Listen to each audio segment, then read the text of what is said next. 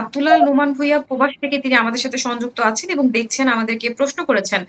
তার কোমর থেকে পায়ের পাতা পর্যন্ত ব্যথা। মেডিসিন খেয়েছেন তিনি অনেক কিন্তু কাজ হচ্ছে না। সেক্ষেত্রে করণীয় কি?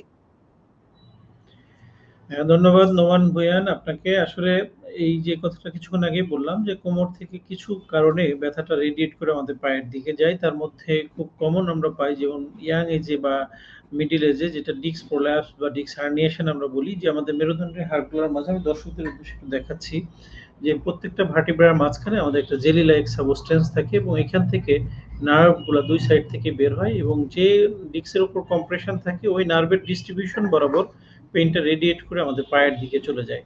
সো আমার কাছে মনে হচ্ছে যে আপনার এই ডিস্ক হার্নিয়েশন বা ডিস্ক প্রোল্যাপস হতে পারে।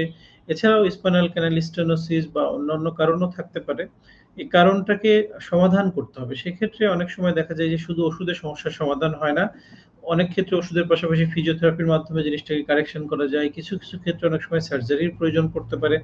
তো এটা ডিপেন্ড করে যে কার কতটুকু সমস্যা। আপনার এমআরআই রিপোর্ট দেখলে আমরা হয়তো বলতে পারবো। তো আপনি এটা যে দেরি না করে নিকটস্থ আরেকজন চিকিৎসকের শরণাপন্ন হতে পারেন যিনি আপনার এই সমস্যাটাকে অ্যাসেসমেন্ট করে একটা সঠিক গাইডলাইন দিবেন। ধন্যবাদ জানাচ্ছি স্যার আপনাকে। আমরা আসলে সবসময় জানি যে, যেকোনো রোগের চিকিৎসার ক্ষেত্রে সেই কারণটিকে নির্ণয় করা খুবই আসলে গুরুত্বপূর্ণ। কারণ অনেক ক্ষেত্রে দেখা যায় যে কারণ খুঁজে বের করতে পারলে চিকিৎসা ক্ষেত্র অনেক সহজ হয়ে যায় এবং সেই সমাধানটাও সহজ হয়ে যায়।